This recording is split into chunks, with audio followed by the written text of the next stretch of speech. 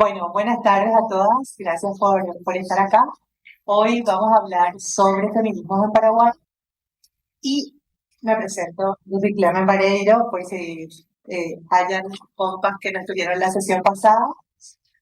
Eh, la idea es un poco, bueno, a mí me toca después de pasar, a mí retomar lo que trabajamos en la primera sesión. En la primera sesión trabajamos el origen del feminismo y el feminismo occidental, digamos, o sea, cómo empieza este movimiento político a estar presente en la cotidianidad de la historia de la humanidad, ¿verdad?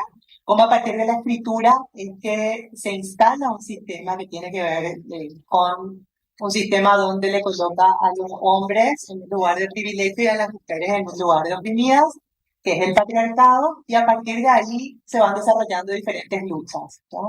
Una de las cosas que resaltábamos en la sesión pasada, que tiene que ver con esto, es que las mujeres siempre estuvimos presentes en distintas luchas y haciendo acciones, vale la redundancia, para poder generar visibilizaciones y poder colocarnos en lugares donde considerábamos que nos correspondían. Si bien es cierto que hay muchas, en esa primera parte las historias son más aisladas, podemos decir que a partir de la Revolución Francesa es como, y un poco antes, se empieza a dar el feminismo como colectivo, digamos, ¿ya? Empieza a estar. Pero en realidad las mujeres siempre encontraron estrategias para estar juntas, para poder activar y luchar por sus derechos. O sea, esa también es una cuestión, pero así como el feminismo, digamos, es a partir de 1789, más o menos, ¿ya? Hicimos un recorrido por toda esa historia del feminismo occidental y llegamos hasta el siglo XX, más o menos, ¿verdad? Hablamos de las referentes feministas, de Simone de Beauvoir, Kate Miller, tocamos un poquitito del feminismo negro también, hablamos de cuáles fueron algunos de los aportes, ¿no? de los distintos feminismos, como por ejemplo, y hay algo que es transversal, digamos, a todas las llamadas olas que tiene que ver con la lucha por el acceso a la educación. Esa es una lucha que fue así fundamental eh, hasta el siglo XX. ¿No? Entonces, bueno, hablamos de las sufragistas, entre cuáles fueron los derechos principales que obtuvimos, los derechos políticos, económicos y sociales. Y hoy, haciendo un recuento un poco de lo que trabajamos la clase pasada, hoy, como les decía al inicio, vamos a trabajar el feminismo en Paraguay y vamos a ver los aportes de estos feminismos a nosotras hoy, a la actualidad. Entonces ahí yo le paso la posta a Gaby para que nos cuente, ya damos inicio al espacio de hoy, porque la idea también es que hoy construyamos esta clase entre todas. Así que bienvenidas y esperamos que les guste.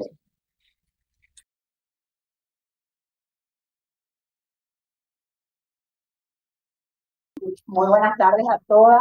Muchas gracias por seguir este proceso de formación, que es un proceso colectivo, ¿verdad? Si bien Clemen y yo traemos algunos elementos, sabemos que todas acá tienen muchísima información y la idea es que sigamos construyendo juntas este conocimiento sobre las luchas de las mujeres y los feminismos, en este caso, en Paraguay, ¿no?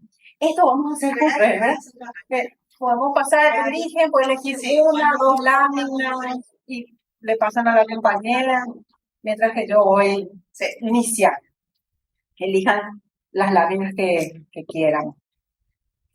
Bueno, entonces la metodología hoy, esta cosa acá un poco rara que ven en el piso, es una metáfora que quisimos traer para explicar un poco este desarrollo histórico.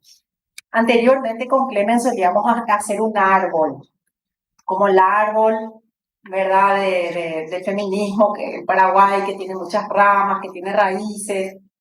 Pero bueno, después conocimos a Adeluz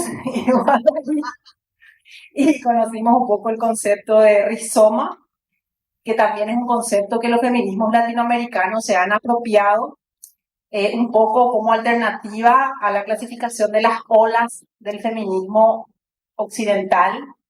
Entonces es como una variante para explicar los procesos de construcción del feminismo en América Latina. ¿Y por qué el rizoma? ¿Qué es el rizoma? Tratamos de hacer esto que ven acá, sería un rizoma, que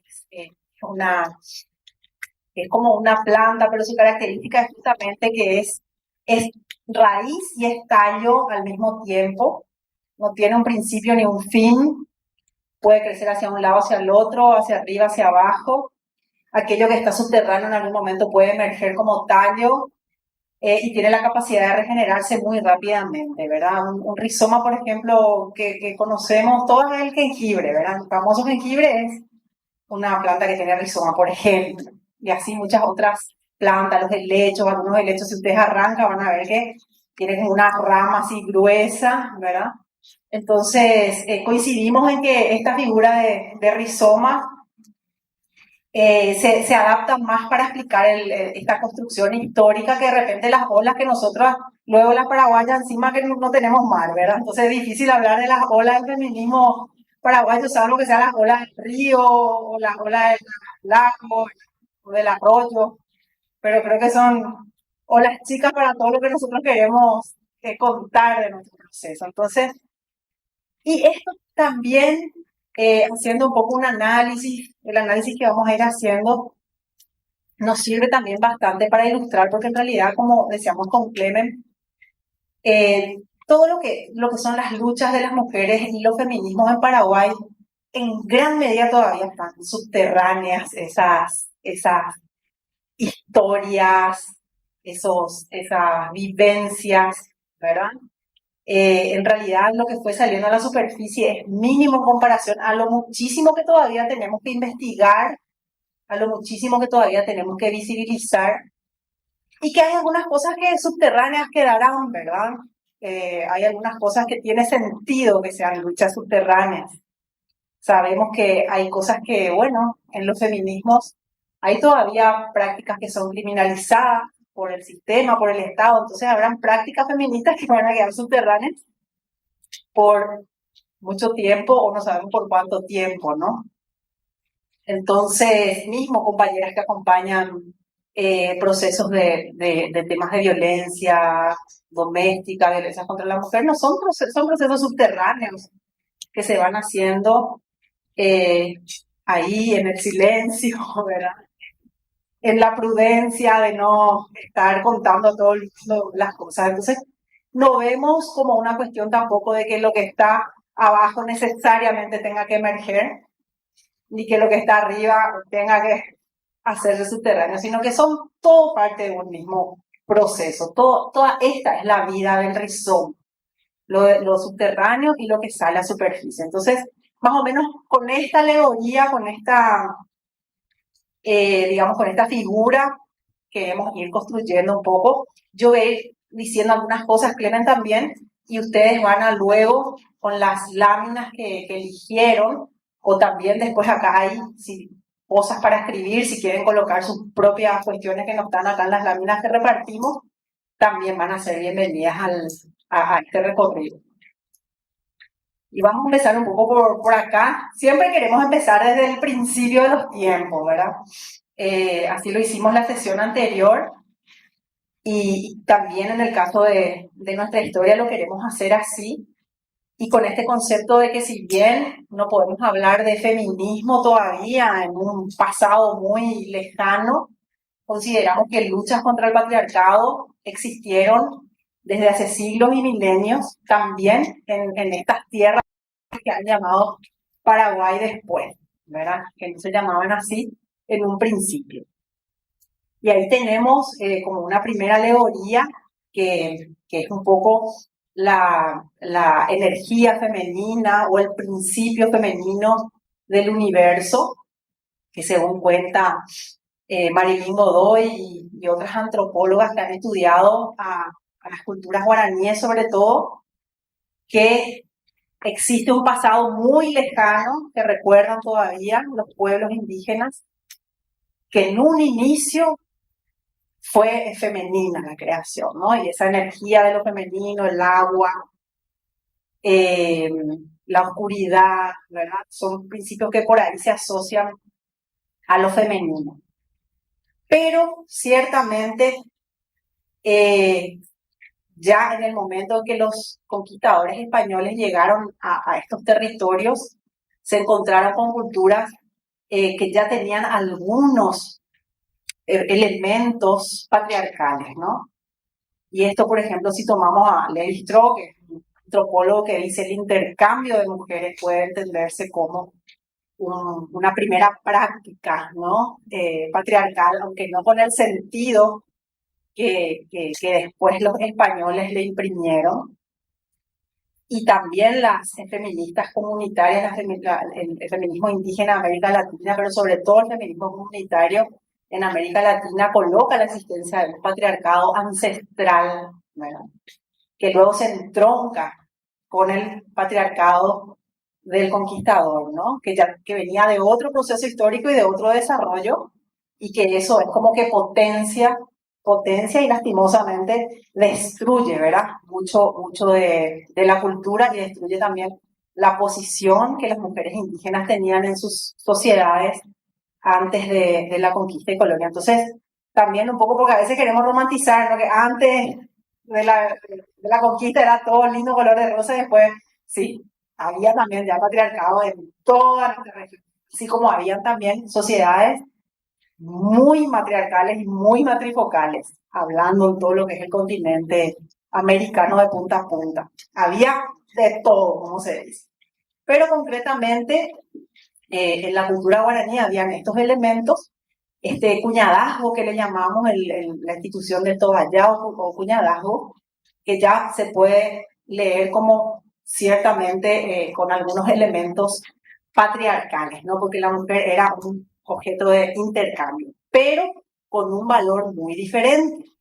¿Por qué? Porque las mujeres que en esa alianza política, porque en realidad esos casamientos eran alianzas políticas entre los líderes políticos de los clanes y de los pueblos, cuando iban a la otra familia, iban en una posición muy importante.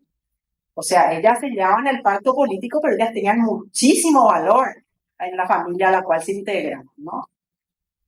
Sin embargo, cuando los españoles se aprovecharon de este mecanismo, aceptaron a las mujeres en ese intercambio para sellar el pacto político como ellos lo hacían, pero los españoles devalúan todo el trabajo y todo lo que la mujer significaba en su cultura pierde, ¿no?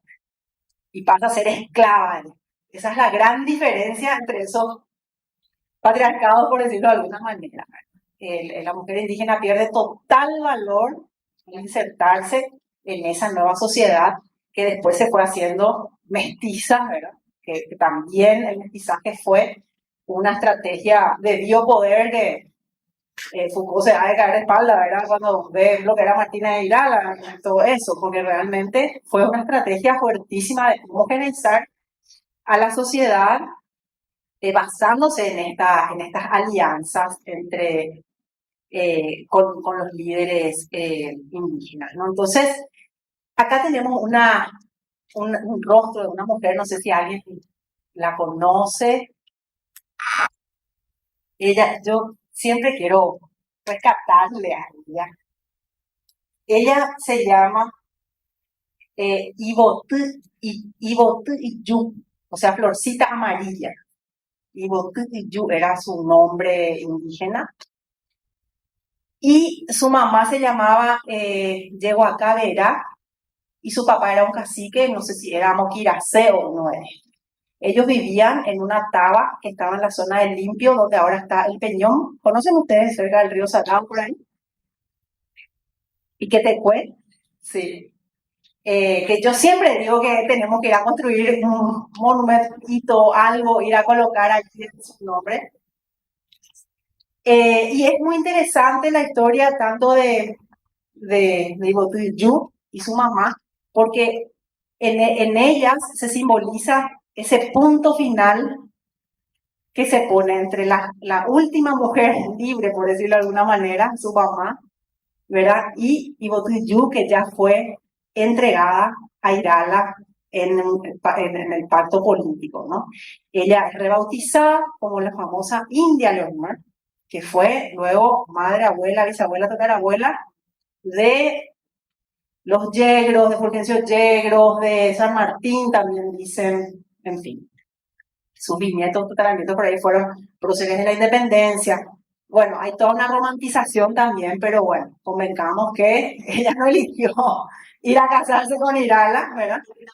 Se fue como la fortaleza también de este relato, ¿verdad? O sea, el relato patriarcal lo que hace es colocar a las mujeres en ese lugar, también así de las cosas buenas, las cosas sumisas, como que voluntariamente se entregaba y accedía a los favores de los españoles, ¿verdad? Entonces, también un poco por ahí el relato que se encargó siempre de colocarnos a nosotras en ese lugar tan, iba a decir una grosería, perdón, pero así, tan poco pertinente.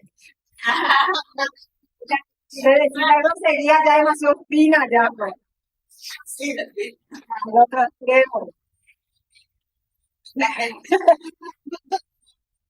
Pero ciertamente, claro, la generación de Yu fue ya la primera generación de mujeres que fueron entregadas en los pactos políticos a los españoles. Entonces, a partir de ella en adelante, ya la historia, nuestra historia de lucha de las mujeres cambia rotundamente, ¿no? Y su madre es como decir la última generación de mujeres indígenas que, bueno, yo le digo libres en el sentido de que pertenecieron totalmente siempre a su cultura, no tuvieron que someterse al yugo español en estos términos, ¿no? Y después le tenemos aquí, no sé si alguien sabe un poco más adelante, ya en tiempos de conquista y colonia. Esta es una hermosa también ilustración de nuestras compañeras de Corrientes, las hermanas Rodríguez.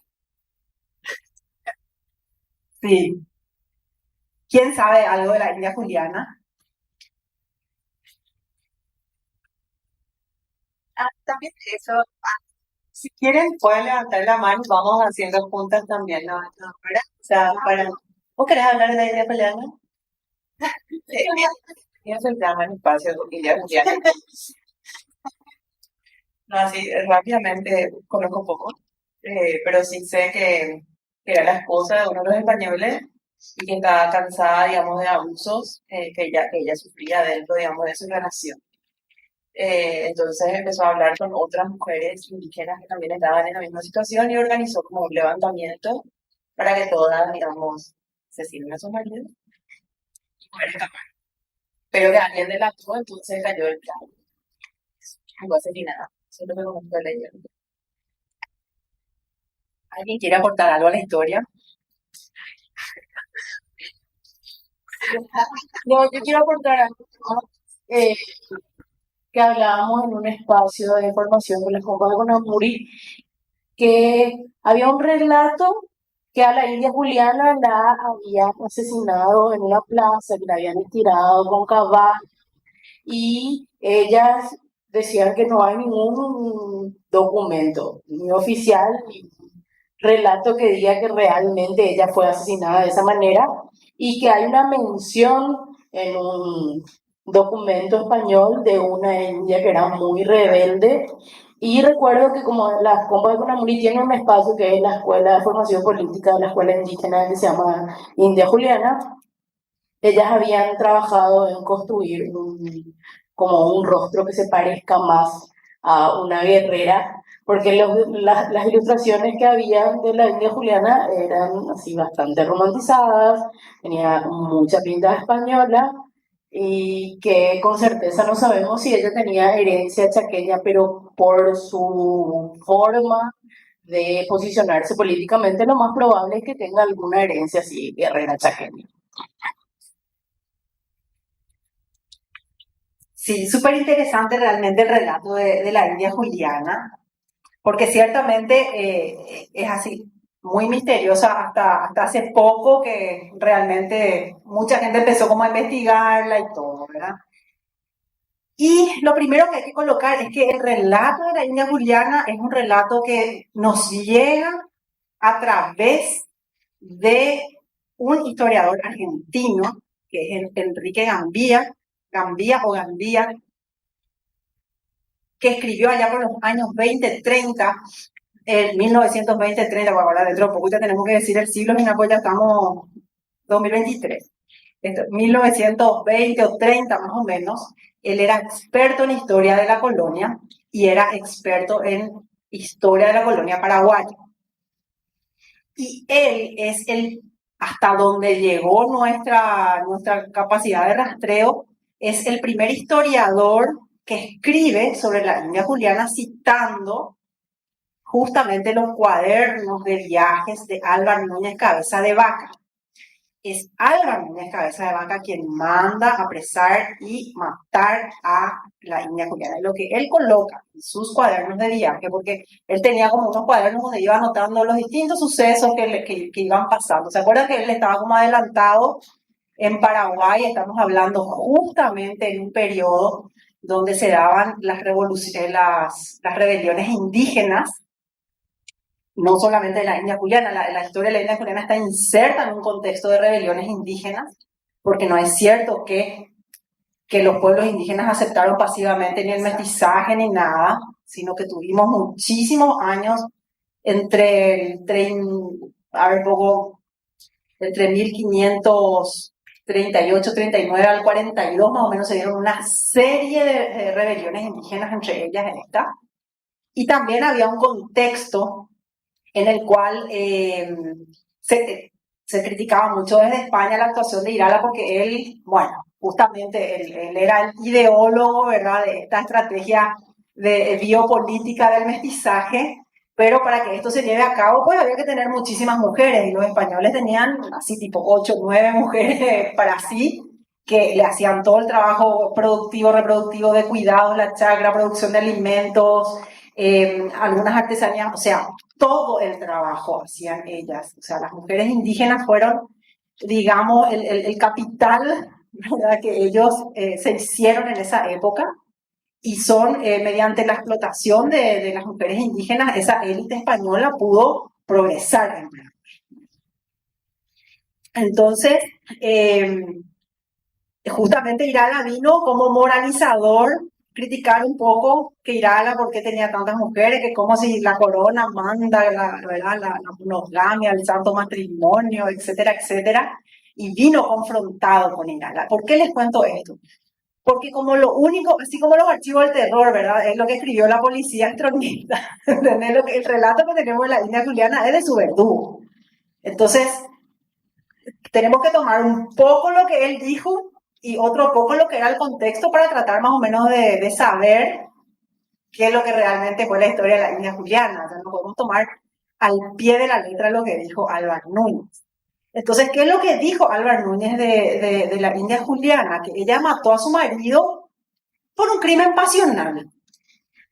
¿Verdad? Eso es lo que dice, y se puede acceder a ese escrito, está en una biblioteca española. Bueno, después les vamos a pasar toda la bibliografía, y se accede por internet y se puede leer perfectamente lo que escribió Álvar Núñez. Entonces él cuenta el caso de la India Juliana, coloca así, la India Juliana, que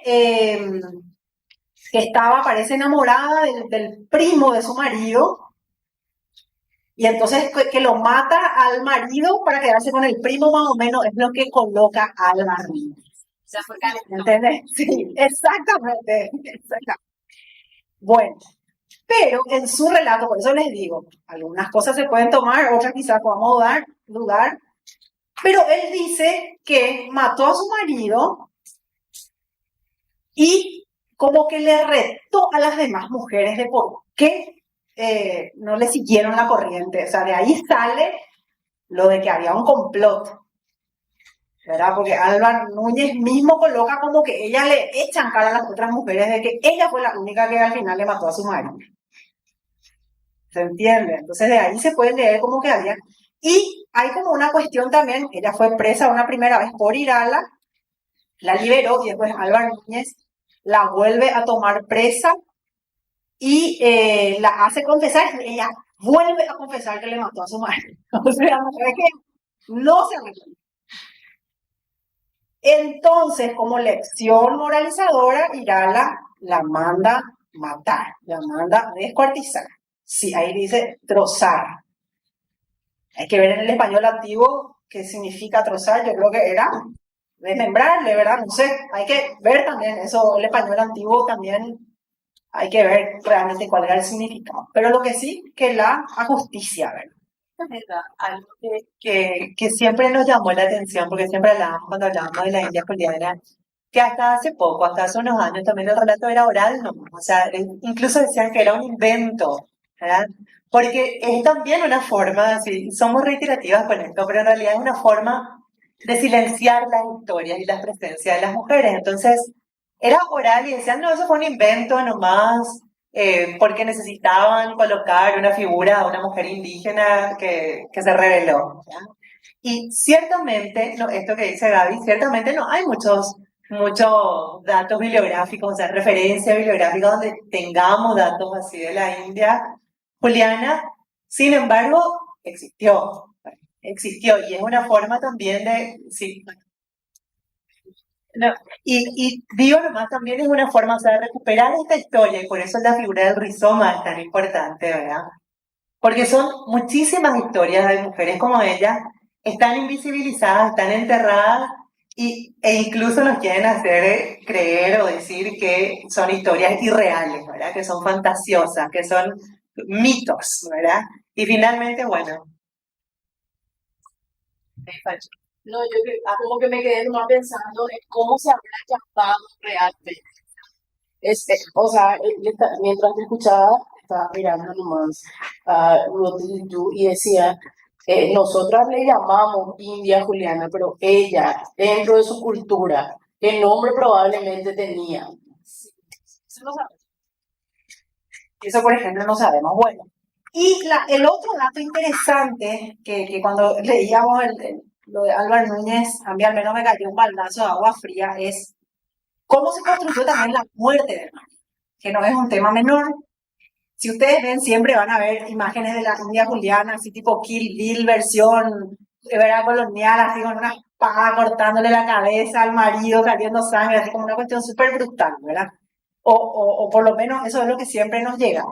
Y en los escritos de Álvaro Núñez habla de que le dio ponzoña, o sea, lo mató envenenado. Y eso sí tiene mucho sentido porque, claro, ellos ellas eran conocedoras de los Pujañaná, de los yuyos, del poder sanador y del poder también de veneno que tenían las plantas. Y aparte, es lógico también, porque es muy difícil que una mujer y todavía en una posición tan subordinada como era la mujer indígena consiga una arma y lo repite o lo mate así tan sangrientamente, ¿verdad? Entonces, porque esa es una construcción masculina, ¿verdad? Ese relato para mí es una construcción masculina, ese que le cortó la cabeza así ensangrentadamente. Tiene mucha más, claro, la violencia, esta cuestión guerrera,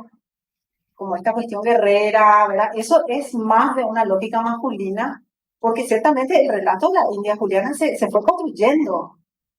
Entonces, lo cierto es que ella lo envenenó. Y a mí me dan muchas ganas de buscar estadísticas de la época de muerte por envenenamiento de conquistadores, porque a lo mejor había más India Juliana, ¿verdad? Que ya quedaron por ahí, no sé. Va a buscar los archivos de esa época, no sé si habrá. Bueno, entonces, Enrique Gambía cita en este libro, de ahí toma Pastore en su libro La lucha por la tierra, que lo escribe en los años 60 y cuenta, ¿verdad?, la historia de la India Juliana. Ese es el primer historiador paraguayo. También lo hace Crate en Información de la Nación Paraguaya. Decía que fue el mentor, ¿no?, de la India juliana. Pero no cita su fuente.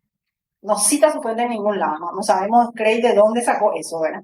Pero sí, probablemente lo leyó también a este otro historiador argentino. El primer historiador paraguayo que escribe citando fuentes sobre este relato es Pastore, de lo que pudimos hasta ahora rastrear.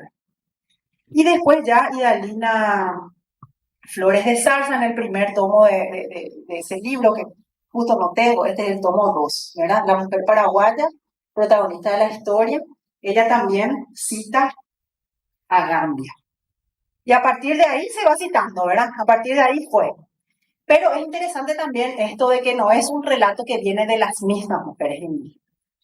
El rescate lo hace sin ninguna intención feminista, ¿verdad? Ni mucho menos este historiador argentino, que encuentra este relato y lo coloca allí, pero lo coloca más incluso en el contexto de esa ¿cómo que se llama? Esa riña que había entre Álvaro Núñez y Martínez de Irala.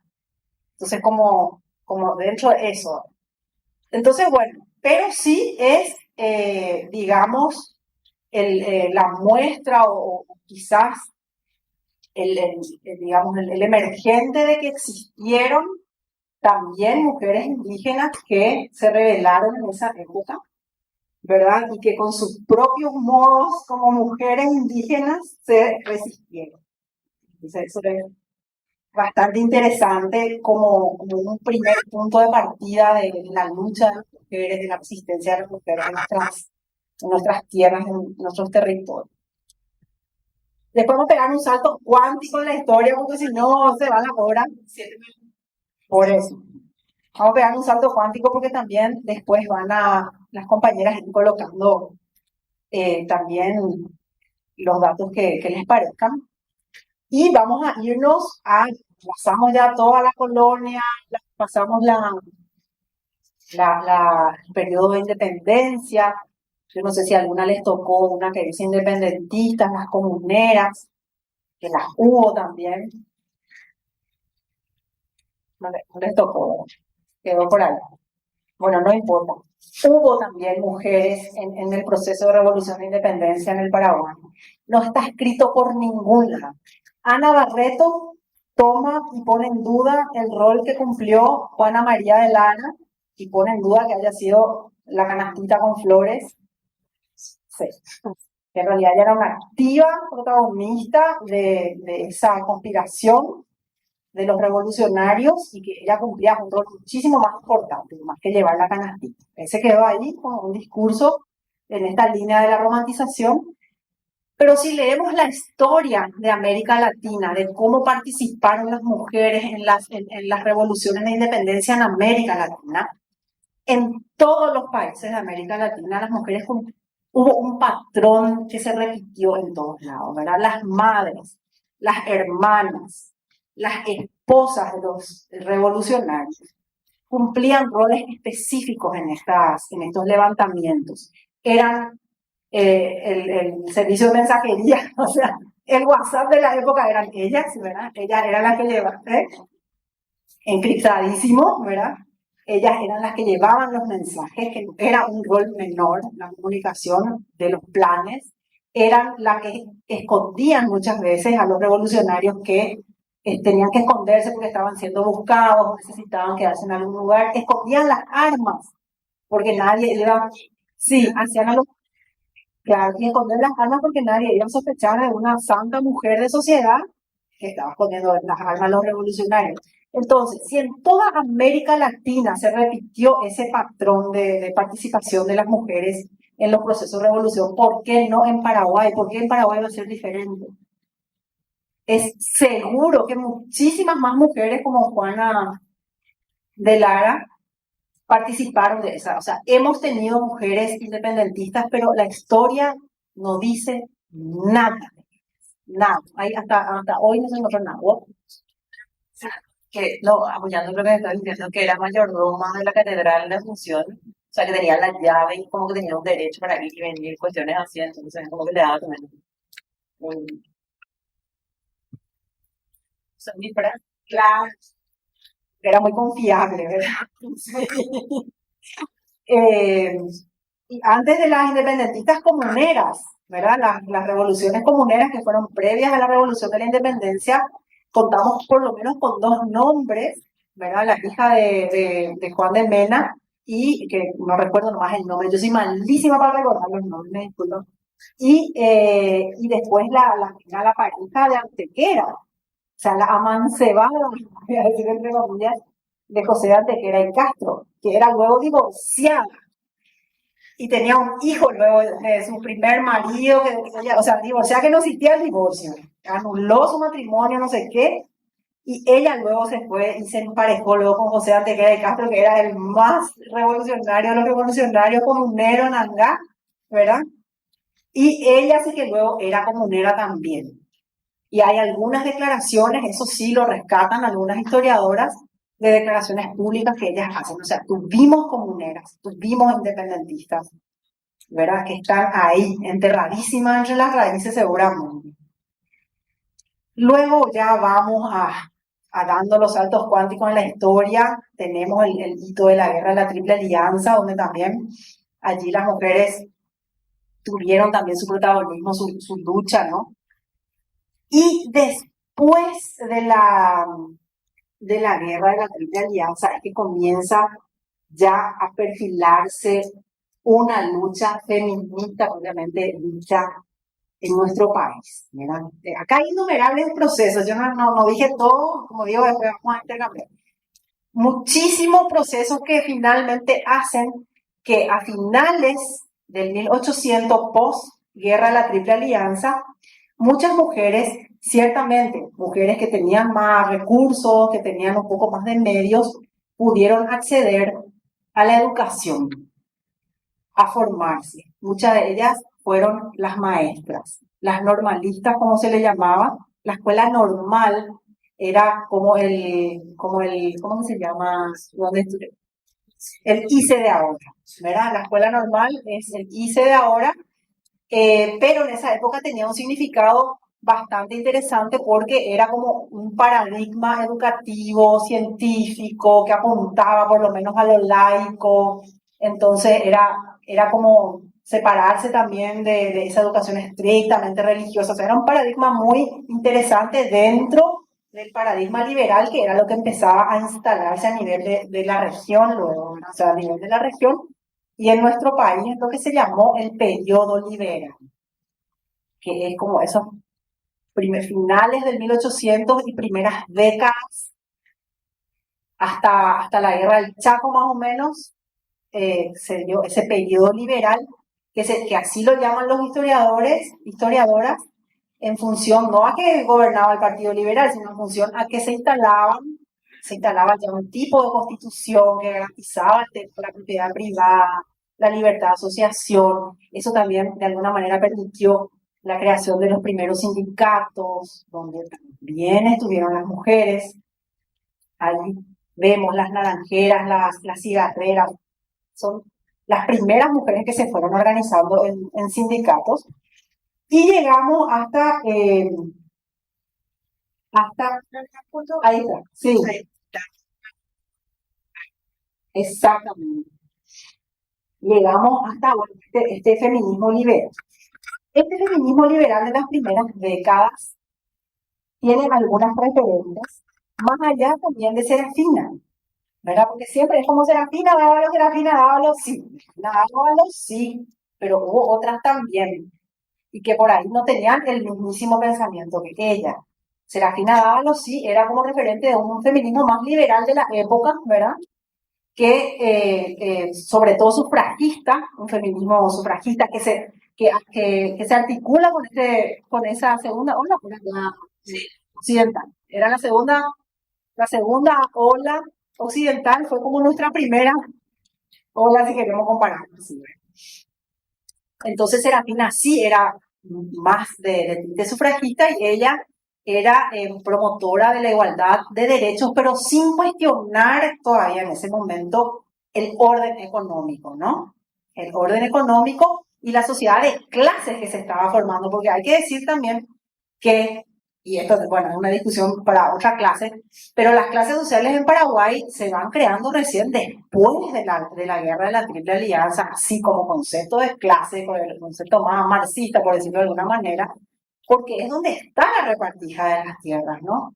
Allí es donde realmente se reparten las tierras y donde hay una acumulación del capital, porque antes las principales riquezas eran del Estado, éramos patrimonialistas, ¿entendés? Carlos Antonio López era el dueño de Paraguay, ¿no? Por más que tenía, por supuesto, sus empresarios o digamos, la clase privilegiada, pero la acumulación de grandes latifundios se da recién a partir de esa venta de las tierras públicas, donde también las mujeres campesinas se opusieron. Y hay registro de mujeres campesinas que se opusieron ya a ese proceso de venta de las tierras públicas del Paraguay post guerra de la Triple Alianza. Entonces, bueno, un poco el pensamiento de Serafina Dávalo y de otras feministas como María Felicidad González y muchas otras que eran normalistas iba más por ahí. El tema de la igualdad, sobre todo de derechos, también de la autonomía económica, eso sí, de impulsar las escuelas para que las mujeres se eduquen, accedan a profesiones, accedan a trabajos de manera independiente, pero no cuestionaban el paradigma económico y político liberal, ¿no? Tuvimos otra referente muy diferente a Serafina, que es Ramona Ferreira. Es Ramona Ferreira, exactamente. Bueno, y Ramona Ferreira, muy interesante también su trayectoria, porque se la conoce fundamentalmente porque fue la directora del primer, o sea, fue la primera mujer en dirigir un periódico en el Paraguay. Dicho sea de paso, en esa época había muchos periódicos, interesantísima la historia del periodismo en esa época, principio de siglo. Pero ella no era solamente una periodista que dirigía un periódico, sino que ella era una libre pensadora. El libre pensamiento también era una corriente de pensamiento muy fuerte en Europa y en América Latina, que era una corriente de pensamiento que sobre todo se basaba en un pensamiento racionalista, en instalar el paradigma de las ciencias positivas, el positivismo y el concepto de Estado laico y de educación laica, o sea, de la separación de la Iglesia y el Estado.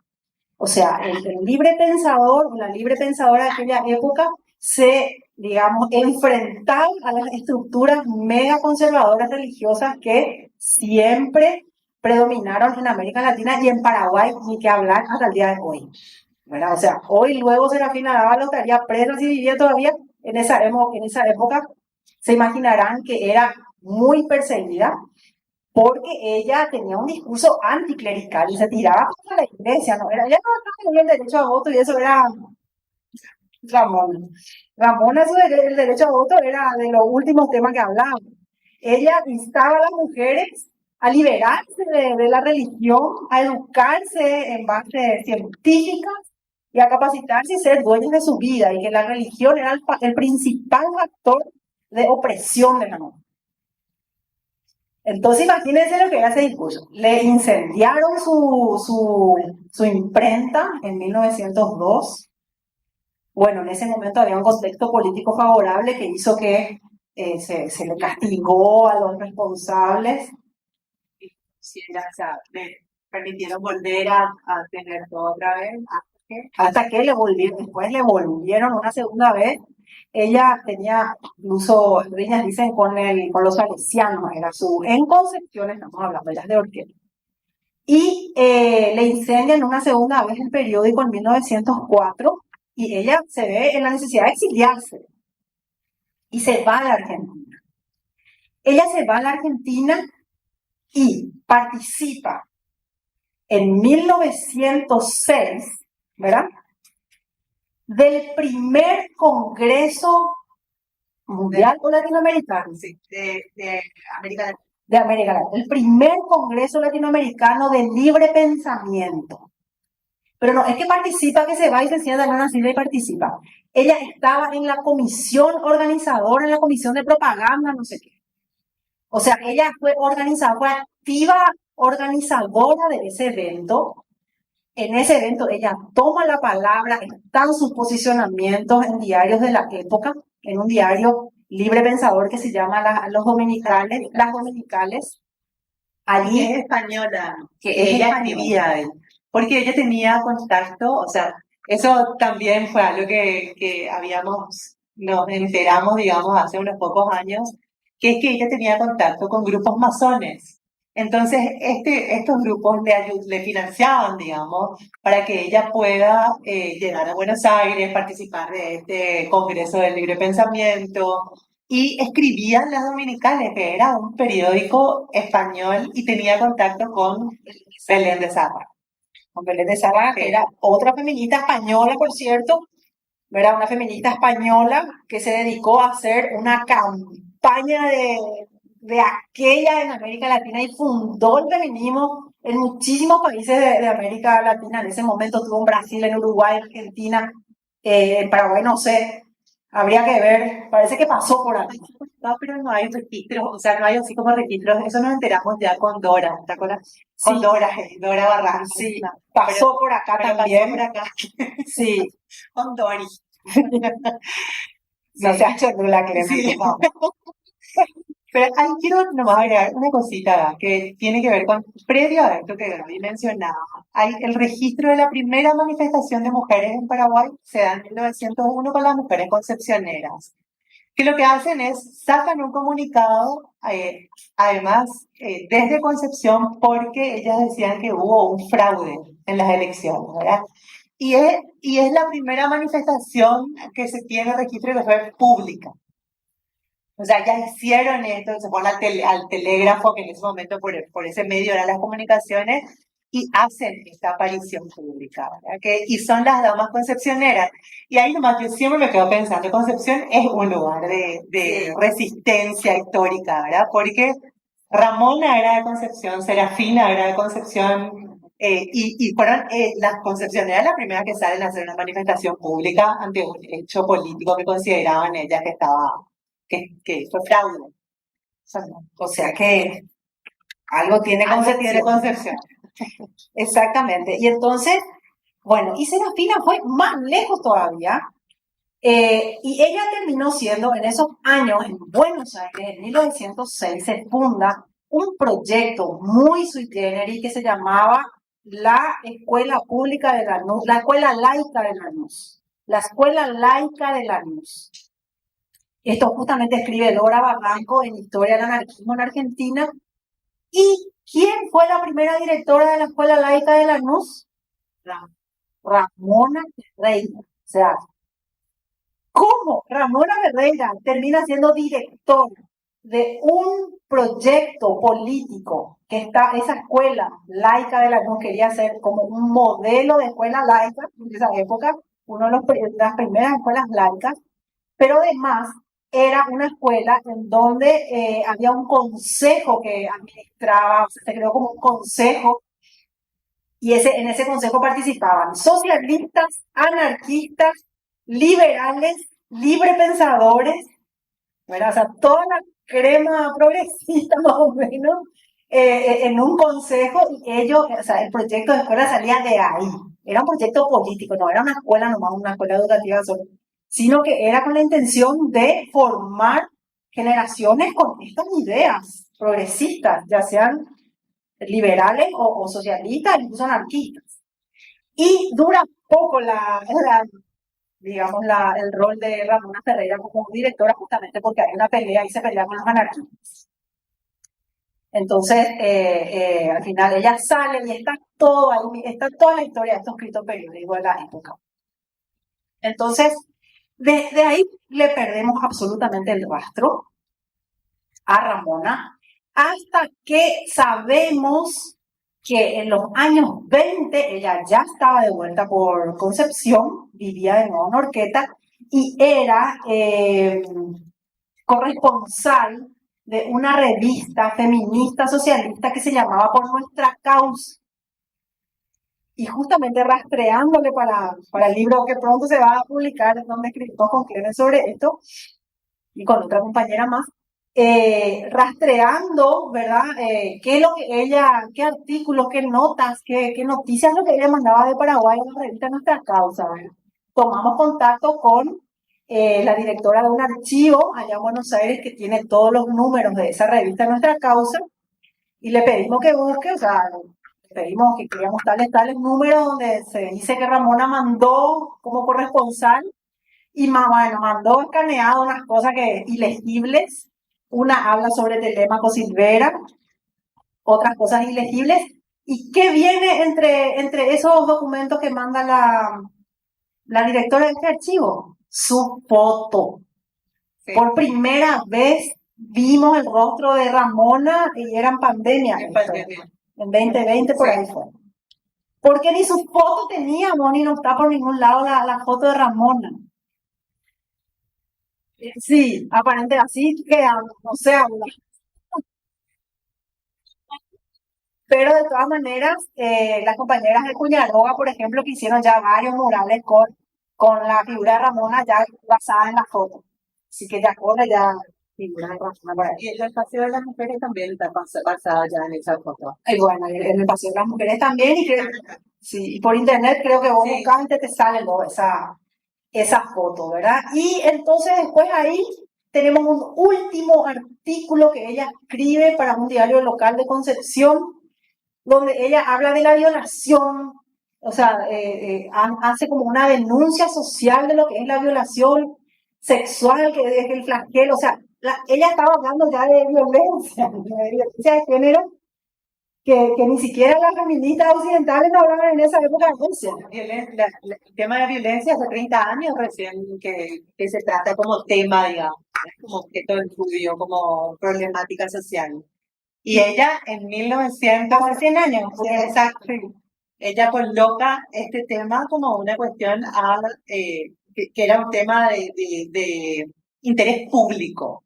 Y no solo interés público, sino que insta a las mujeres a organizarse. O sea, ni una menos inventó la mujer.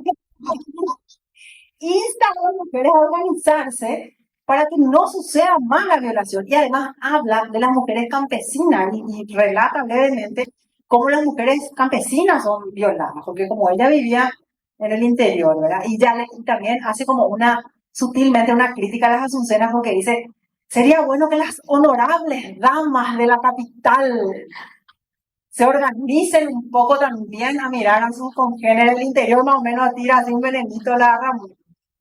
Fantásticas Ramonas quedan vacíos, no sabemos efectivamente después ya nada de ella, cuándo murió, si tuvo familia, no tuvo familia, dónde se le enterró, qué más hizo, no sabemos nada. La última pista, 1923 más o menos, ella era contemporánea de Serafina. Serafina murió en el 48, no, en el 58, poco antes del voto. Así que, si Serafina murió en el 58, ella probablemente pudo más o menos en esa, ¿verdad? Bueno, no sabemos, pero decímoslo más, para poner como un paralelo. Tenía más o menos la misma edad de Serafina. Eran contemporáneas, se estudiaron juntas, se recibieron de la misma promoción de normalistas y todo. Bueno, entonces, y nos vamos caminando así. Sí. ¿Qué pasa? Todo feminismo liberal, ¿verdad? Ya hablamos rápidamente, ya conocemos mucho. Hasta ese momento, el feminismo como pensamiento, como propuesta política, era también propio de mujeres de ciertos recursos, ¿verdad? De mujeres que estaban en la capital, de mujeres que pudieron estudiar. ¿Qué pasaba qué pasaba con las mercaderas, con las naranjeras, con las primeras sindicalistas? O sea, no estaba por un lado el feminismo que se iba más con este tinte sufragista y de igualdad de derechos civiles políticos, y por otro lado, totalmente por cuerda paralela, como dicen los abogados, se iban las trabajadoras con sus reivindicaciones de derechos laborales, económicos. No estaba vinculado. ¿Y dónde se vincula por primera vez? En el contexto de la Revolución de Febrero, en el 36, con la unión femenina femenina, con la Unión Femenina del Paraguay. La Unión Femenina del Paraguay era, al calor de la Revolución del 36, la articulación de las mujeres, porque al mismo tiempo se estaba armando un frente donde estaba Crey, donde estaba Barte, etcétera, donde estaban los comunistas, donde estaban los socialistas, se estaba armando un gran frente nacional con los sindicatos, con las organizaciones que se suponía tenía que ser el sustento que le iba a dar una dirección socialista a la Revolución de Febrero, ¿no? Y su correlato femenino era la Unión Femenina del Paraguay.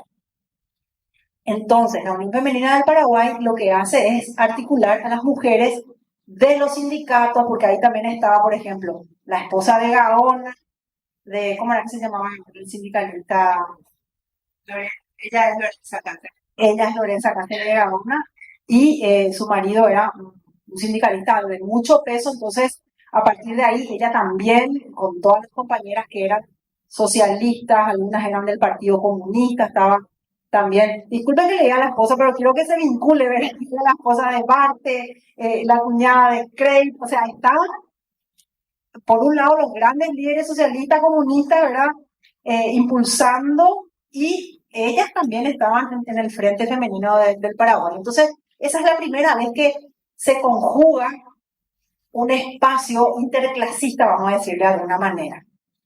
Porque estaba la Serafina Dávalo, estaba la Virginia Corbalán, estaban todas las sindicalistas de la educación, La socialista. y también estaban las socialistas, y también estaban las sindicalistas que estaban agremiadas en las centrales. Y es la primera vez que hay un discurso feminista también para las mujeres de la clase popular, por decirlo en un sentido amplio, ¿verdad? Para las mujeres, en ese momento el campesinado entraba como categoría trabajador y estaba dentro del sindicalismo todavía.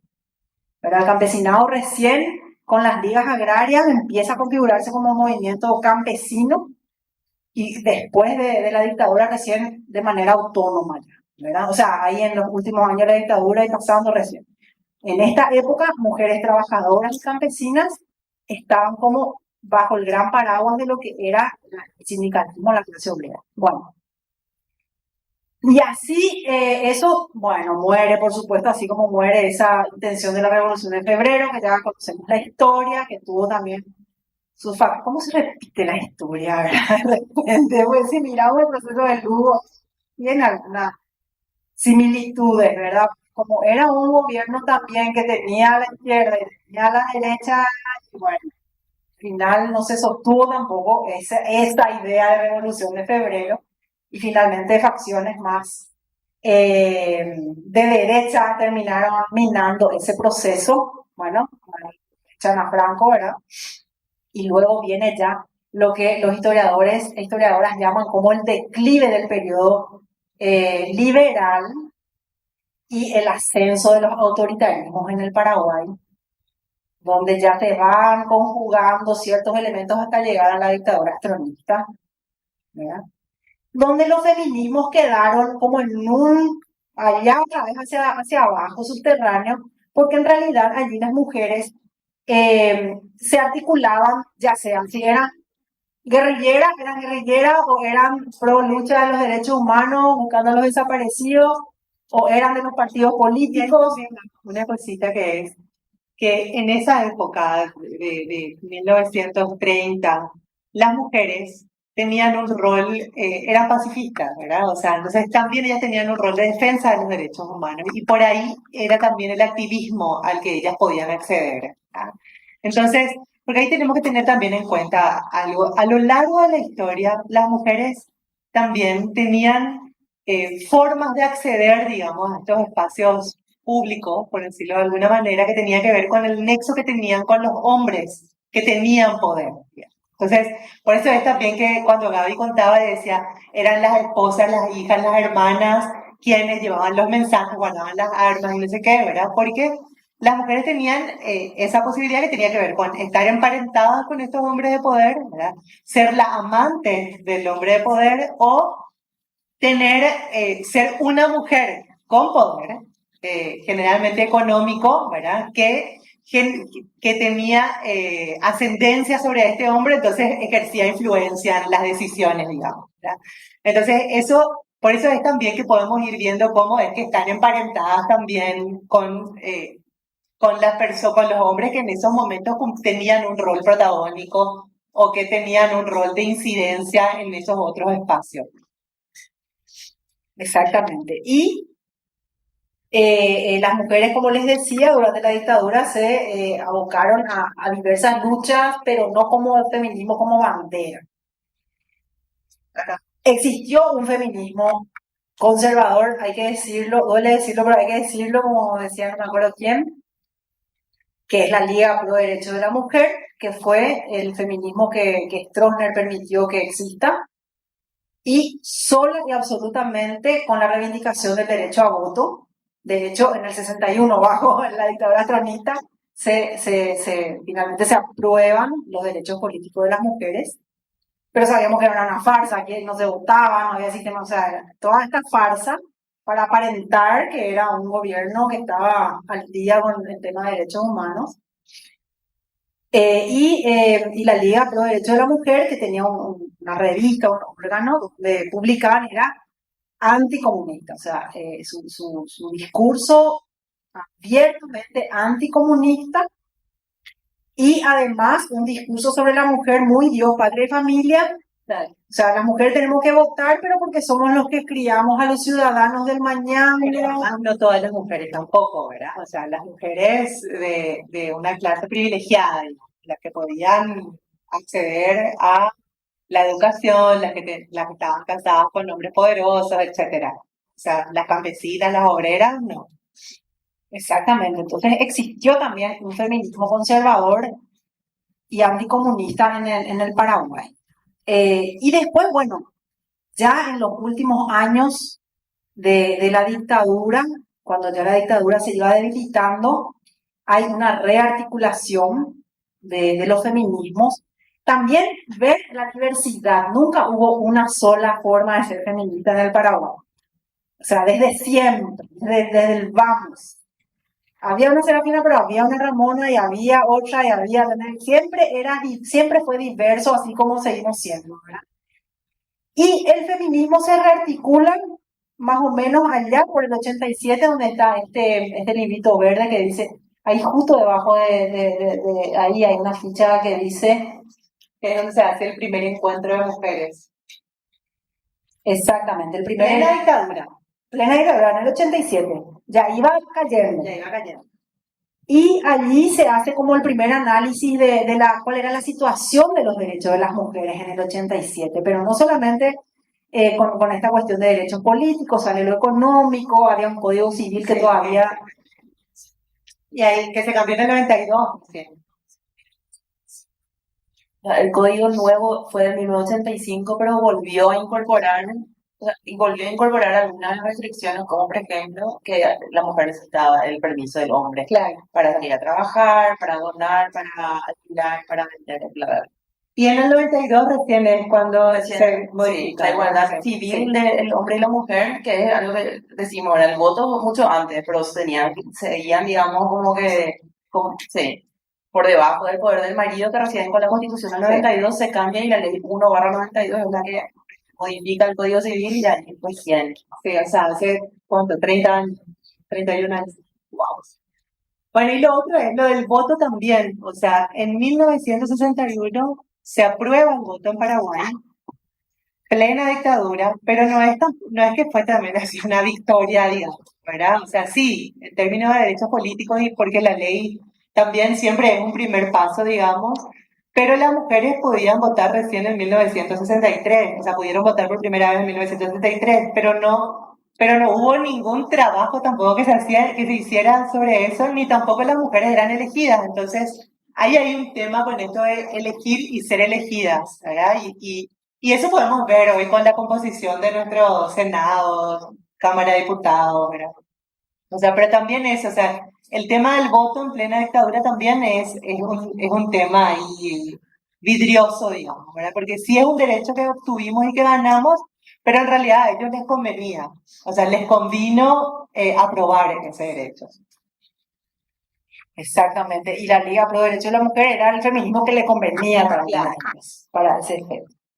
Bueno, entonces, con ese primer encuentro, después hubo otro, esa rearticulación feminista a partir del 87, finalmente desemboca en todo lo que fue el proceso de Asamblea Nacional Constituyente en el 91-92, y en la nueva Constitución finalmente tenemos la igualdad reconocida a nivel constitucional, con todos los derechos, que hasta hoy sabemos que no se cumplen, pero bueno, digamos, Desde acá, esa acumulación está ahí en la Constitución, que nos gusta, no nos gusta, pero es mediante todo este proceso larguísimo de lucha, ¿verdad? Que todavía nos falta que se haga realidad. Ahí también hay algunos libros, ¿por qué? Porque en un momento dado también recién se empieza a escribir sobre la historia de las mujeres y la historia de las mujeres y del feminismo paraguayo.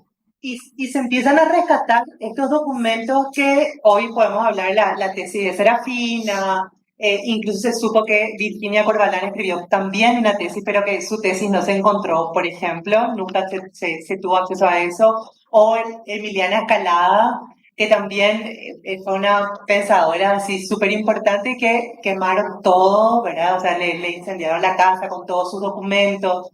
Y así muchas mujeres en eso empezaban a rescatar las primeras historias, que es aquel libro también que está allá, que pueden fijarse también después, y así. Que eso fue post dictadura.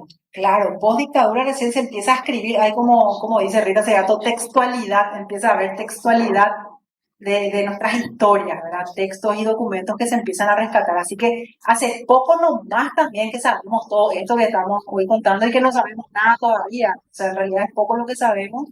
Hay mucho por seguir investigando y hasta por acá podemos dejar y abrir. O sea, la idea ahora es también que si ustedes quieren pueden ir colocando las fichas que tienen donde les parece que puede ir, entonces así vamos llenando nuestro rizoma y también hablar un poco de, entre todas ya, de el boom que se dio a partir del 2017, porque ahí sí hubo un cambio también con el movimiento feminista en Paraguay, ¿verdad? En el mundo, pero sobre todo acá en Paraguay.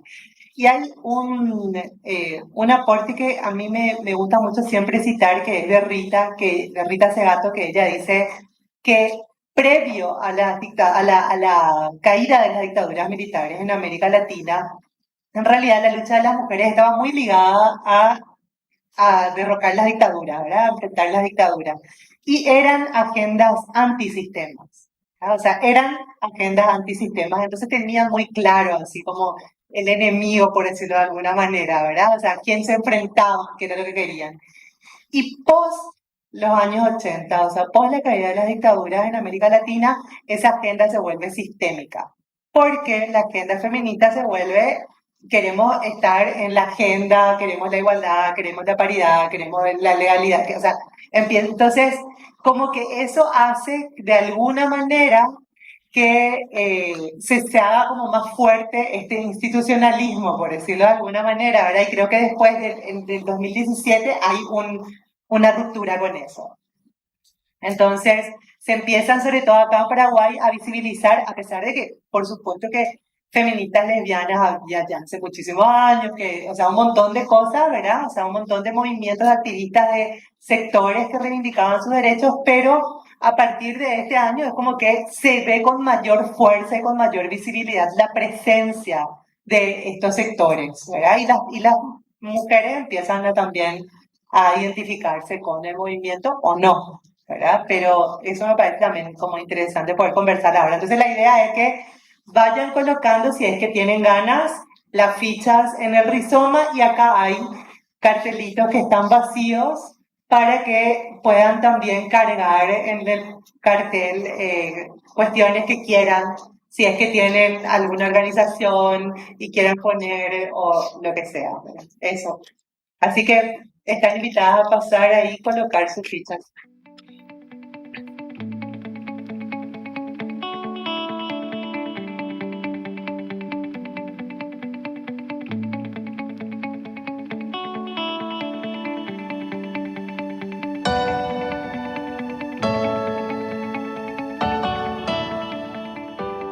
¿Por qué cambia? ¿Por qué decís que cambia en el 2017 el feminismo?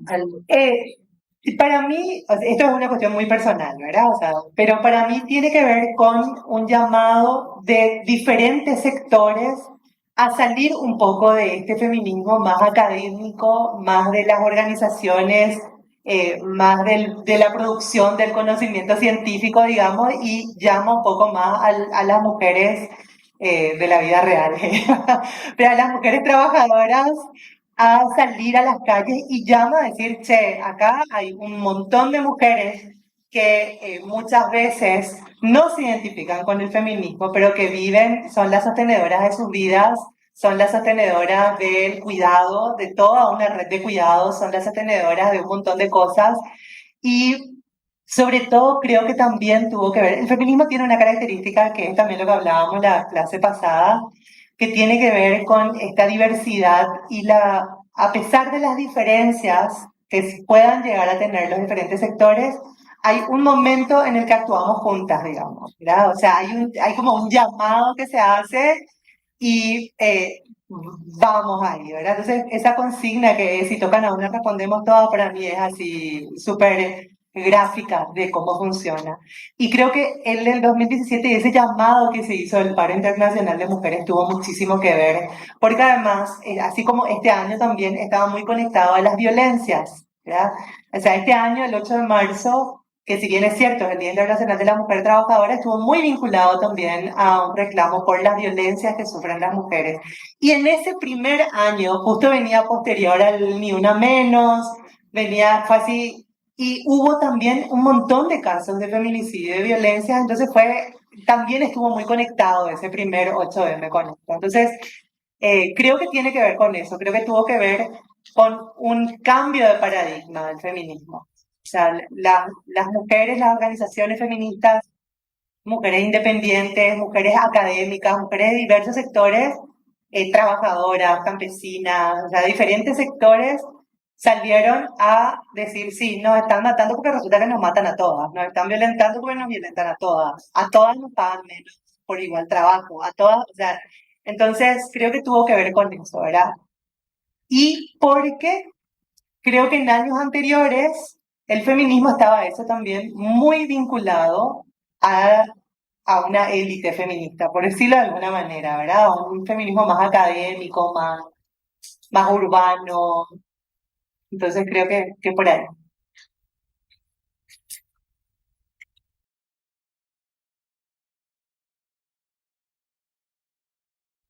Acá también el famoso tema de quiénes eran las donadoras de joya, las residentas.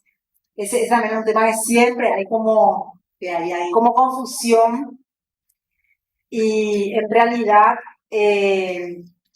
las donadoras de joya fue un episodio histórico, las residentas eran otra cosa, las destinadas y las traidoras fueron otros procesos, ¿no? Y las residentas eran las soldadas agrícolas de las tropas, porque en realidad ellas iban detrás de las tropas a cultivar los alimentos para la tropa y hacer la logística, en realidad para hacer la logística de esas tropas. Y dicen que es las residentas, ¿por qué? Porque se le hacía una fichita que era oriunda de, ¿verdad? Por ejemplo, Asunción, residenta de Piribebuy, porque quería decir que le sacaron de Asunción y lo llevaron a la tropa que estaba en Piribebuy, por decir cualquier localidad, ¿verdad?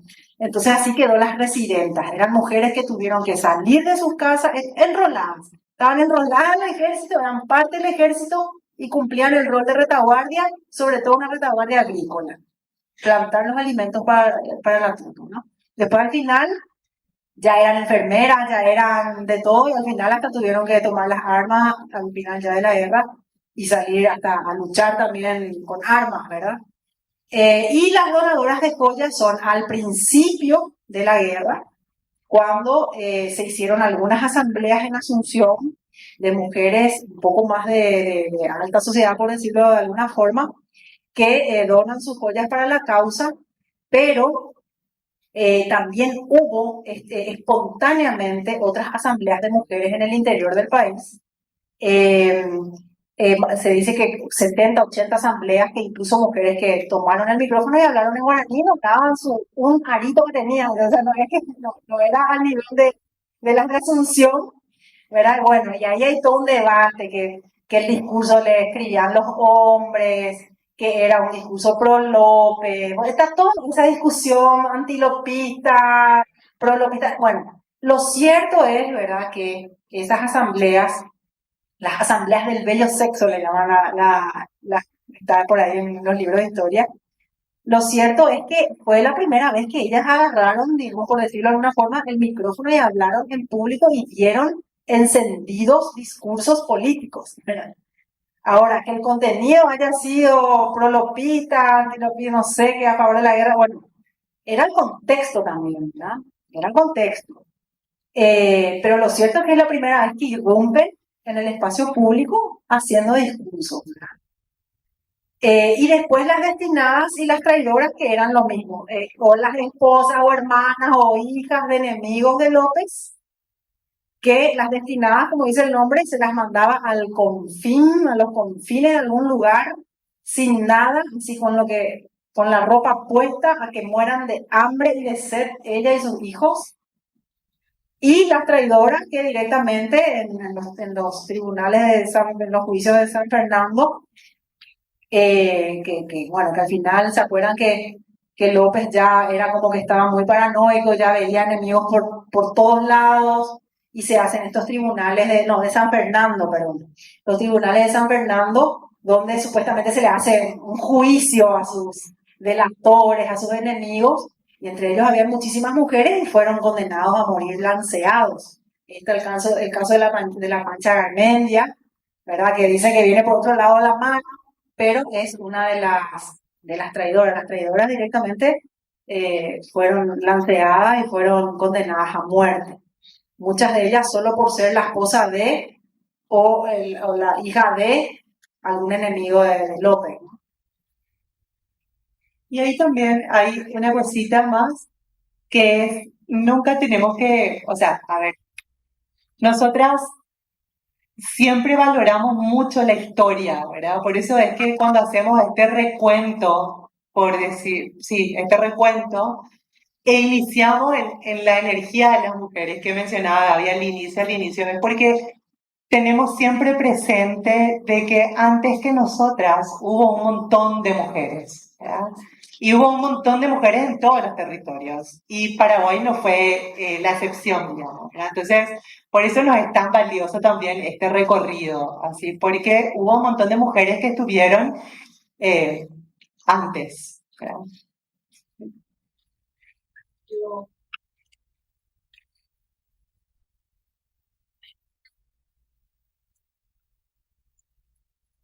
Cuando circulaban las frases, tomé dos que yo las colocaría todavía hacia esta época, pero no porque existan así físicamente, seguramente existirán todavía algunas físicamente, pero más vinculadas al paradigma que tiene por detrás, sociedades de beneficencia y mujeres de élite.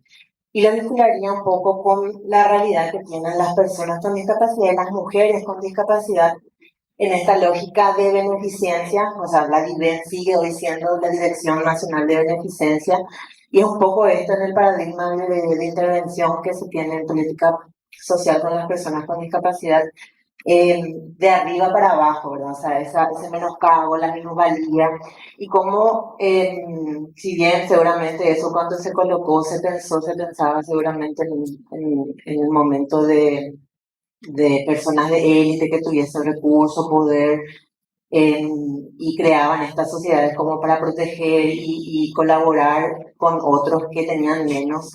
¿Cómo eso, en esta lógica del rizoma, está todavía tan por debajo en nuestra práctica, en las intervenciones que hacemos incluso con las mujeres con discapacidad en relación a otros colectivos, por ejemplo? Y nada, o sea, yo siempre, hacia ahí va mi afecto y mi militancia, entonces tal vez estaba eso colocado en otro contexto más político, más de guerra, pero como el modelo hoy sigue permanente en esta lógica de dar, me sobra, mi cuota social, lo que me sobra en cuanto a económico y no porque corresponde por derecho, ¿verdad? Gracias, Pati. ¿Alguien más?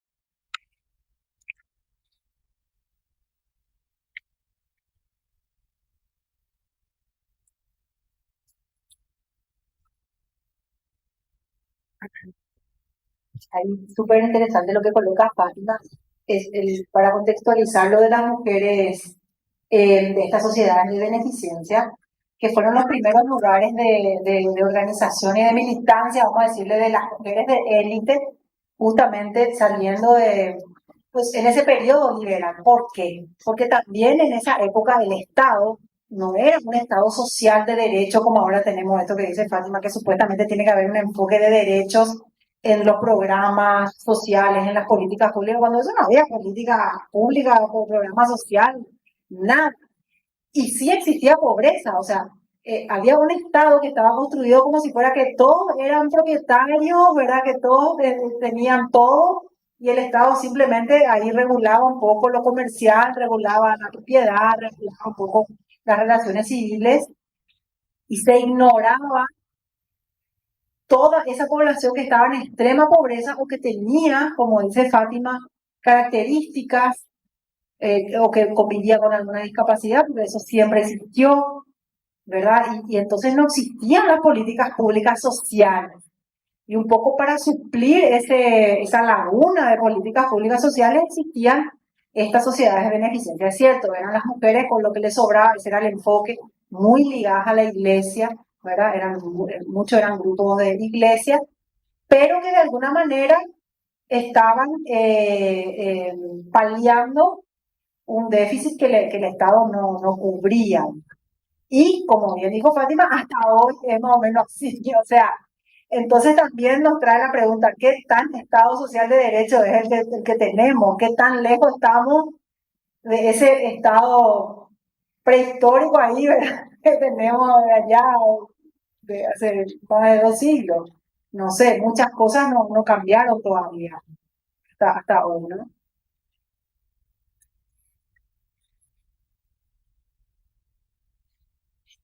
¿Algún otro comentario? ¿Sí? Sobre el libro que tiene ahí la compañera Angelita. Mostrarla. Lo que sobre ese libro en YouTube pueden, las que también tienen una voz monetiza, todas no viven. Pero hay un documental, es viejito, pero está muy bueno y habla de muchas de las historias que hoy estuvieron compartiendo con nosotras. Yo creo que fue el primer material audiovisual sobre feminismo paraguayo. Entonces, está bueno ver. Alquimistas. Alquimistas. Está en YouTube. Sí, está en YouTube. 20 minutos, ritmo lento para aprender. Es que no hay más.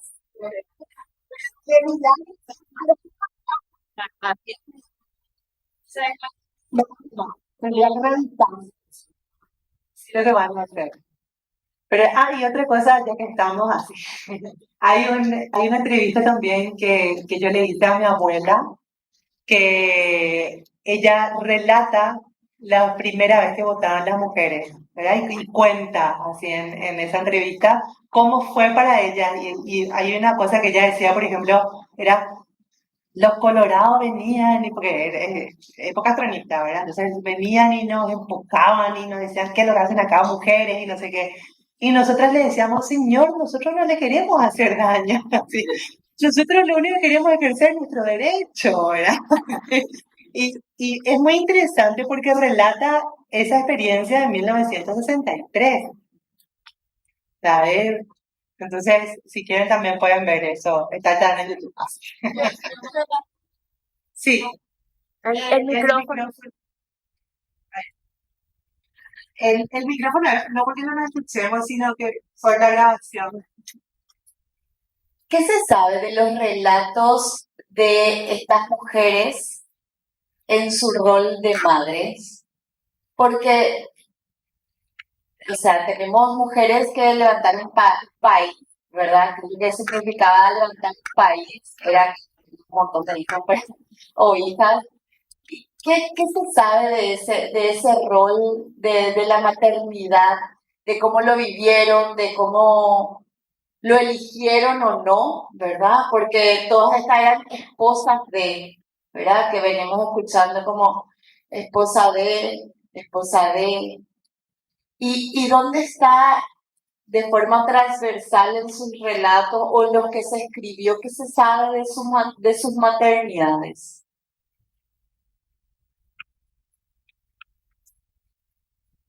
Bueno, y este es, como dice aquel libro, y la respuesta está en ese libro fabuloso que escribió Bárbara Puljas, ¿verdad? Que es justamente Paraguay, el paraíso, el país de las mujeres o el paraíso de Mahoma, dice ella, y hace una investigación. Ella se tomó casi como 10 años, creo, en investigar los archivos. Ella es una académica alemana, en realidad. Y estudió como 10 años más o menos los archivos, los archivos de tribunales, de judiciales, y fue ella rescatando los casos y ella detecta que en realidad el Paraguay es históricamente un país con jefatura femenina de hogar mayoritaria, o sea, madre soltera, vamos a decir de alguna manera. Las madres solteras en Paraguay están desde la colonia en adelante.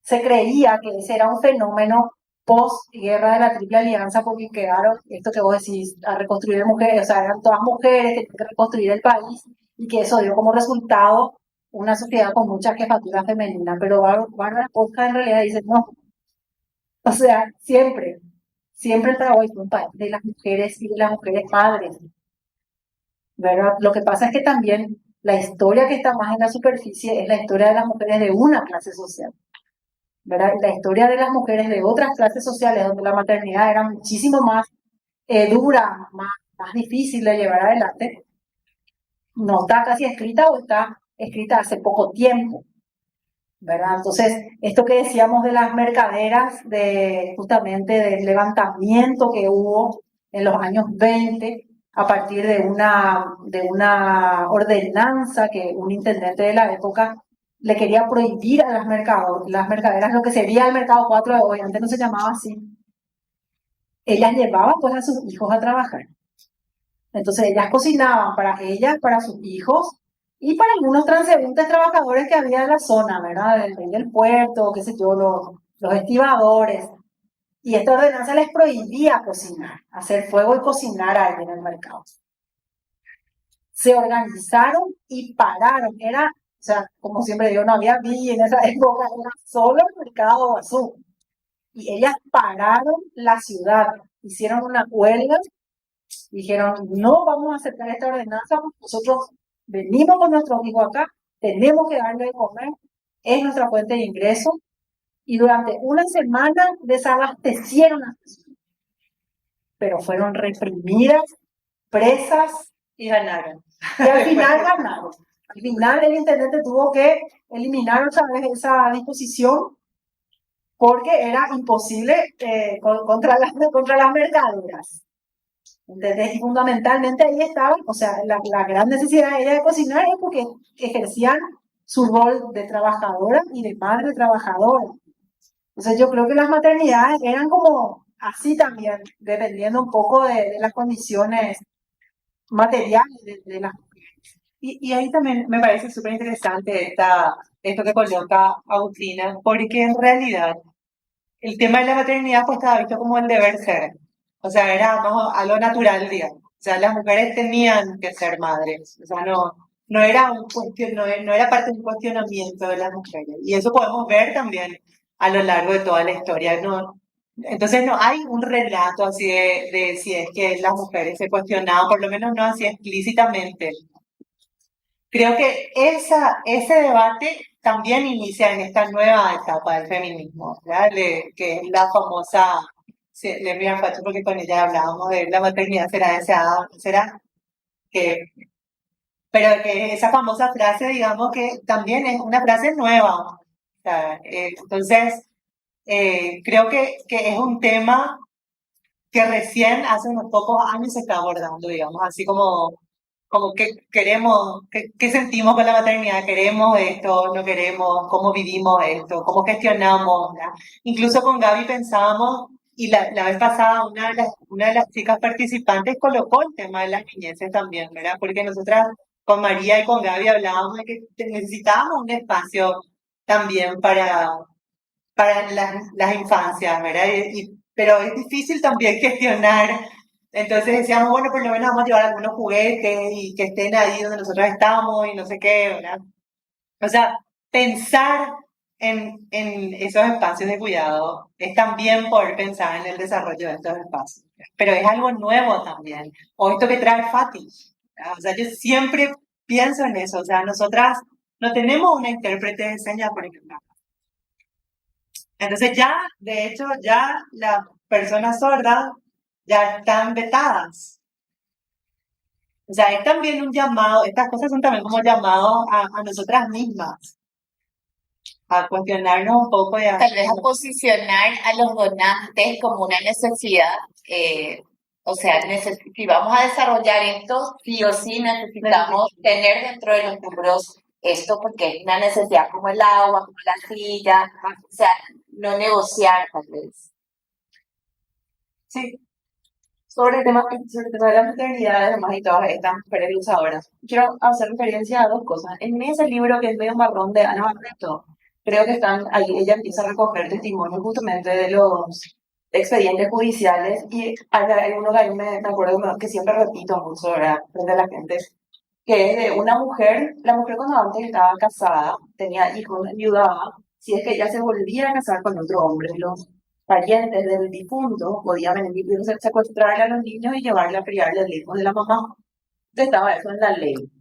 Entonces, lo que en ese libro creo que está la historia de esta mujer, no recuerdo el nombre, que hace todo un juicio para tratar de recuperarle a sus dos hijos que habían sido secuestrados por la familia del padre. Y traigo esto también, que en este libro hay una parte muy interesante que habla sobre los derechos del esposo. En la época de las 7 partidas y el estatuto provisorio en la época de la colonia, en Paraguay el hombre seguía teniendo derecho a matarle a la mujer si le encontraba, por ejemplo, en supuesto adulterio, a ella y al supuesto, digamos, cuerno.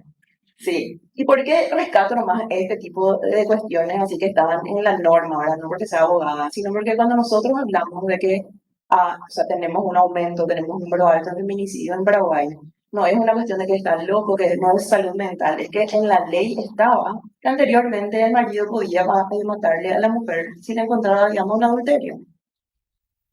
No me acuerdo hasta qué año, pero en la época de la colonia, creo que, o sea, que puede ser que, no me acuerdo, no está. bueno, pero de cualquier manera, hasta hace poco, ¿vale? Se llamaba crimen pasional. Sí, lo eso, crimen pasional sí, pero el derecho romano existía eso, el pater familias, vida, muerte sobre la mujer y los hijos, pero en la colonia, en el suelo paraguayo, estaba en la ley, en la norma. Entonces es una cuestión que estaba tipo legalizado y que con el tiempo, o sea, hay gente que no, o sea, como que ahí tiene que haber como un proceso de cambio cultural, así como decíamos, el tema del voto, el tema de tener mujeres candidatas, el tema de que el hombre ya no crea que tiene derecho a darle permiso a la mujer, aunque ya la ley haya cambiado, hay un tiempo de cambio cultural para que eso le entre en el chip a hombres y mujeres, no solamente a los hombres.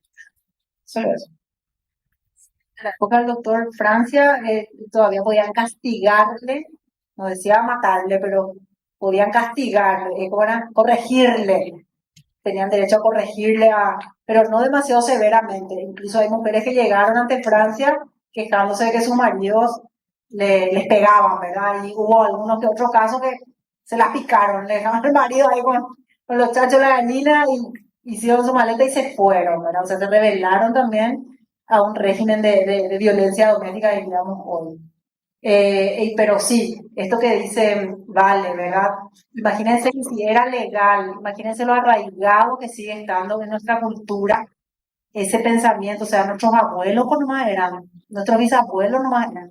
¿Y por qué tanta resistencia hay en nuestra sociedad también al feminismo, que feminazi, que esto, que lo otro? Porque yo siempre digo, ¿verdad? Es también doloroso de darse cuenta que mi papá, mi abuelo, mi tío, mi bisabuelo eran un Machete. ¿entendés? Un golpeador, un violento. O sea, tantas cosas nos interpela el feminismo, tantas cosas nos interpela y tantas revisiones, es como un reestudio y un remirarnos otra vez desde otra óptica y donde probablemente vamos a encontrar cosas que no nos gustan, ¿verdad? Pues decimos, ay, cómo hay tantas mujeres que están, ¿cómo se llama? Que le apañan al violento, o que ellas sí que luego dicen que hay que pegarle a la mujer.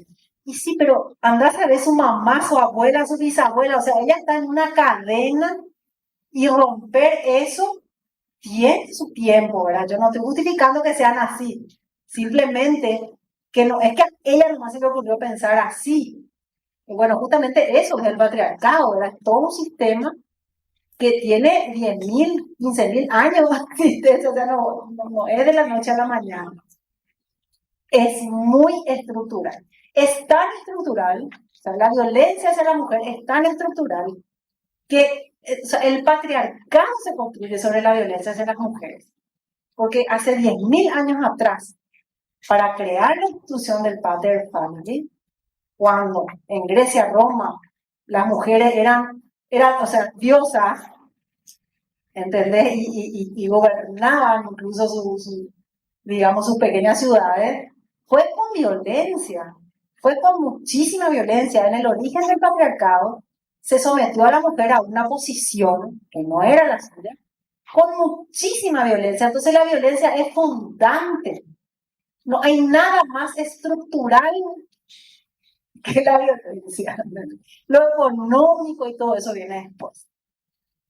Pero el sometimiento violento de las mujeres, vayamos a la Polonia, ¿cómo se fundó esta nuestra sociedad? Asunción. Las que somos asuncenas, ¿verdad? Asunción se fundó sobre la violación masiva de mujeres indígenas que eran raptadas de sus comunidades, en las llamadas rancheadas. Toda esa élite conquistadora que estaba en los primeros tiempos de conquista necesitaba, porque quería pues, su grupo de mujeres para, o sea, esa riqueza, no había oro, había mujeres en este país. El oro del conquistador que vino a este territorio eran las mujeres, era la que le producía su riqueza. Entonces ellos iban a robar mujeres a las comunidades y a los pueblos aledaños y las traían a su casa y las hacían sus esclavas sexuales, sus esclavas laborales, productivas, etcétera, etcétera, etcétera. ¿Verdad? Entonces no hay nada más estructural, ¿verdad?, en nuestras sociedades contemporáneas que la violencia hacia las mujeres, violencia de género ya que también ampliamos, ¿verdad? Pero que siempre tiene que ver con el sometimiento de lo femenino, más allá del cuerpo anatómico, ¿verdad? Es el sometimiento de lo femenino y la subordinación de lo femenino en una jerarquía, ¿verdad? Donde lo masculino es privilegiado, superior, y lo femenino está subordinado y oprimido. Esa estructura es lo que permite la acumulación, esa estructura es lo que permite la acumulación de poder, de recursos, economía. El capitalismo está subsidiado por el trabajo doméstico no remunerado. Y que las mujeres estén confiscadas en el ámbito doméstico fue esa violencia, porque las mujeres no toda la historia estuvieron confinadas al espacio doméstico. Hacían múltiples actividades, digamos, antes del desarrollo del patriarcado. Entonces, dicen también algunas autoras que por eso, que por más que tengamos muchos derechos, la historia realmente va a cambiar cuando ese chip cambie, el chip de la violencia. Y por eso yo creo que también el fenómeno de Ni Una Menos y estas movilizaciones masivas que colocó Clement a partir del 2017 en adelante, es como que ya estalla, ¿verdad? Ya basta. Es como que hay una acumulación histórica ya tan grande, ¿verdad?, que este tema de la violencia empieza ya a ser como lo que nos, y que es lo que nos une a todas, más allá de nuestra diferencia finalmente, de clase, de raza, de condición de discapacidad, ¿verdad? Finalmente el tema de las violencias es lo que nos une y es lo que aún no ha cambiado con leyes y leyes y leyes que tenemos. Todavía 1 de cada 3 mujeres en el mundo sufre violencia, eso no ha cambiado en 20 años.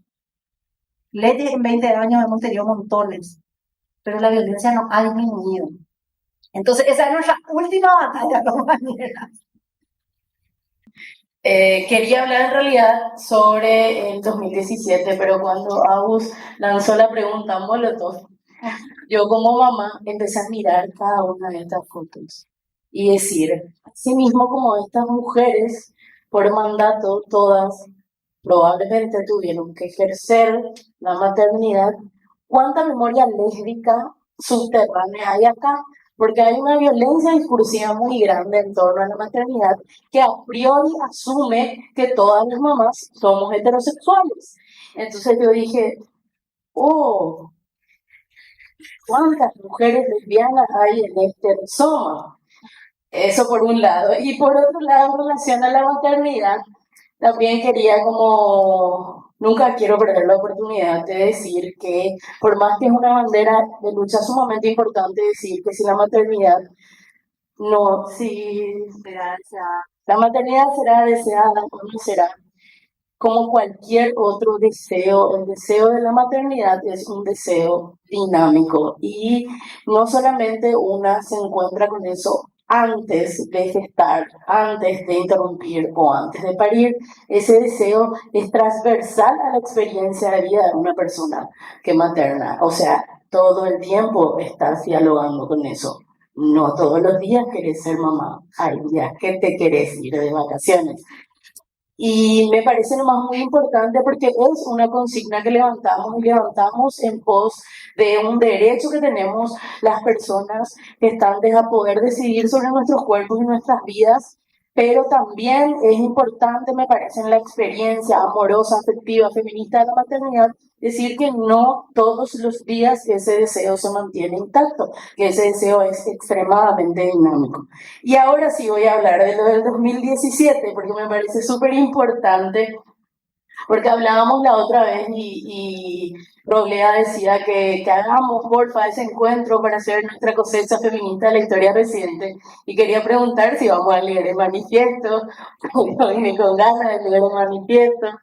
Y por otro lado, algo que me parece re importante del 2017, bueno, algo que me parece importante y algo que me parece peligroso. Algo que me parece peligroso y que me parece importante decirlo es como tener este apego a decir, la primera o el primer 8M, o sea, primero que hermoso la propuesta de Rizoma con esta idea de todo lo subterráneo y todo lo que no precisa emerger, pero me parece un poco peligroso decir el primer 8M del 2017, por más que lo he hecho miles de veces, porque yo digo, el primer gran 8M, pero hablar de un primer 8M es desconocer una porción demasiado importante de nuestra historia, pero sí me parece que hay como elementos sumamente significativos que tuvo esa movilización y yo creo que ahí coincido con varios aportes de las compañeras que tienen que ver con una movilización intergeneracional de personas que no estaban directamente vinculadas a una postura ético-política feminista. Y les quiero compartir un momento muy lindo, capaz que alguna de las que está por aquí estuvo esa vuelta que nos reunimos en el 2017 con las yuyeras del Paseo de las Yuyeras Mercado 4, y ellas empezaron a escuchar la propuesta, la movilización, qué sé yo, y nos contaron sus dinámicas, nos hablaban de que ellas se quedan a dormir en el paseo, que ellas cuidan y maternan juntas, que ellas defienden sus puestos de violencia policial por parte de otros puesteros, y nos contaban todas sus dinámicas, y cuando nosotros les hablábamos de feminismo, ellas respondían, entonces nosotros somos feministas hace mucho ya, solo que no les llamábamos de esa manera.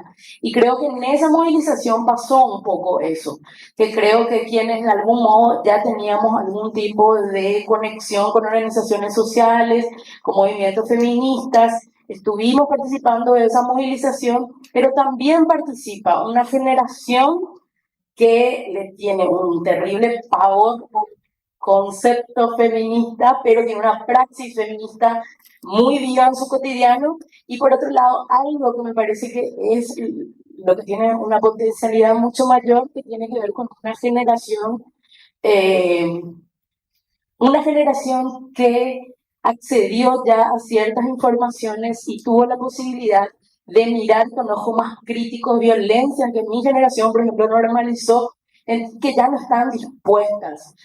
están dispuestas a tolerar ciertas cuestiones. Entonces son pibas muy pequeñas, pibas jóvenes que se denuncian desde edades muy pequeñas como feministas y muy enunciadores de propuestas en contra de la violencia. Entonces creo que ese escenario que fue intergeneracional fue lo que marca, me parece, como un hito importante, pero cuidemos mucho de no convocarnos como primera en un proceso que es una historia mucho más compleja, mucho más rica y sobre todo que es una deuda que tenemos todas en términos de memoria de seguir recreando y resignificando.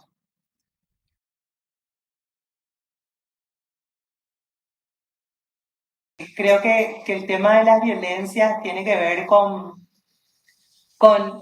esta, es la herramienta del patriarcado y tener en cuenta también que un poco en la línea de esto que decía Gaby hace rato, no es casualidad tampoco que el castigo sea cada vez mayor. ¿Ya? O sea, el disciplinamiento a las mujeres es cada vez mayor.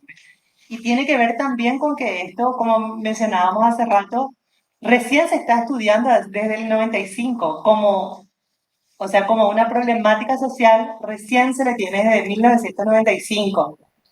Entonces son 30 años de discutir, de pensar políticas públicas, de pensar, y esto que mencionaban también, que las chicas dicen, basta, ya no más. Cuestiones que eso, que naturalizábamos, hoy ya, ni en pedo pasan. Entonces, eso, agradecerles porque están acá, porque vinieron, porque compartieron con nosotras, porque aprendemos un montón. Y eso, Gaby. No, nada, en ese sentido también agradecerles que la idea de esta escuela feminista es también así, poder ir construyendo entre todas, ¿verdad? O sea, que nada, nosotras traemos un disparador, informaciones que por ahí tenemos, pero la idea es ir construyendo.